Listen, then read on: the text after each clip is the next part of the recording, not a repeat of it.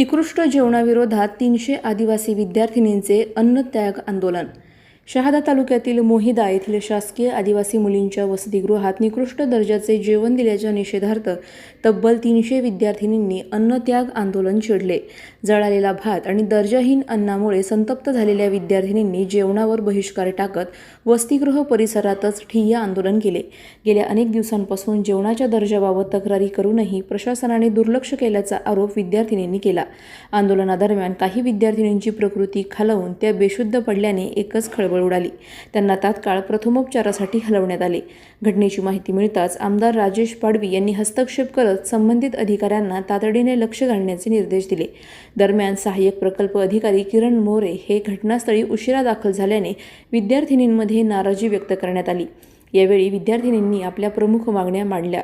त्यात वसतिगृहात महिला मॅनेजरची नियुक्ती करणे, सध्याचा ठेकेदार व मॅनेजर बदलणे, नियमानुसार सकस आहार व स्वच्छ पिण्याच्या पाण्याची सुविधा उपलब्ध करून देणे तसेच नाश्त्याच्या दर्जात सुधारणा करणे या मागण्यांचा समावेश होता. अखेर प्रशासनाकडून योग्य ती कारवाई करण्याचे आश्वासन देण्यात आल्यानंतर विद्यार्थिनींनी आपले अन्नत्याग आंदोलन तात्पुरते मागे घेतले.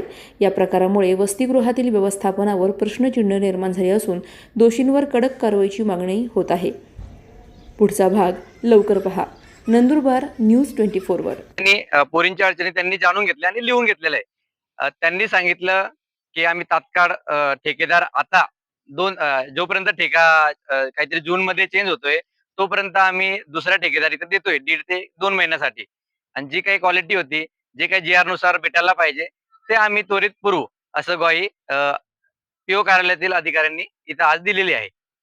आमदार साहेबांनी मुलींशी काय चर्चा केली? मुलींशी व्हिडिओ कॉलवर चर्चा करून दिली आम्ही. आमदार साहेबांनी स्वतः ATC साहेबांशी, दिनकर पवार साहेबांशी बोलणं केलं आहे आणि त्यांनी लगेच एक पत्रही पाठवले. ते पत्र आम्ही देतोय PO कार्यालयाला आणि ते PO कार्यालयामार्फत ते ATC साहेबांना देतील. आमदार साहेब असो किंवा आपण प्रतिनिधी म्हणून इथं येणार आहे, त्या पुढील दिवसात तुम्ही?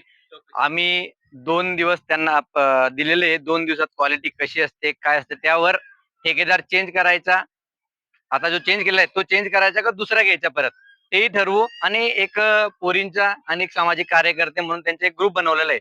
त्यामध्ये ते वैयक्तिक दररोजचे फोटो टाकणारे जेवणाचे किंवा जी क्वालिटी असते आणि त्यात त्यांना बोललोय आम्ही की कंप्लेंट करायची, नेमकं आज काय भेटलं किंवा नाही भेटलं.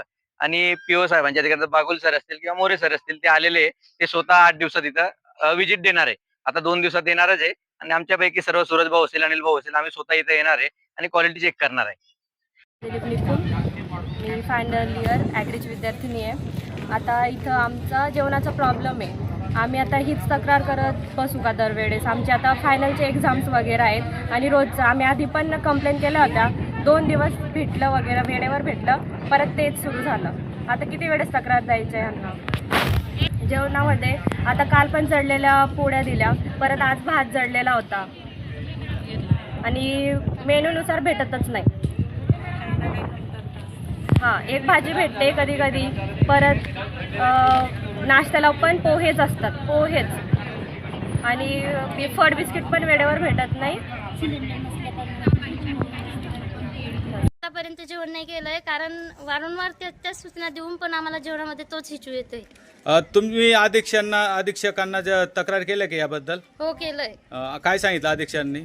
मॅडमांनी आमचं सपोर्ट करताय, पण जे ठेकेदार येत आहे तेच आतापर्यंत इथपर्यंत आले नाही आणि आम्ही त्या मॅनेजरांना सांगून आमचा प्रश्न सॉल्व्ह होत नाही. अशाच घडामोडींचा आढावा घेण्यासाठी आजच आपल्या YouTube चॅनलला सबस्क्राईब करा.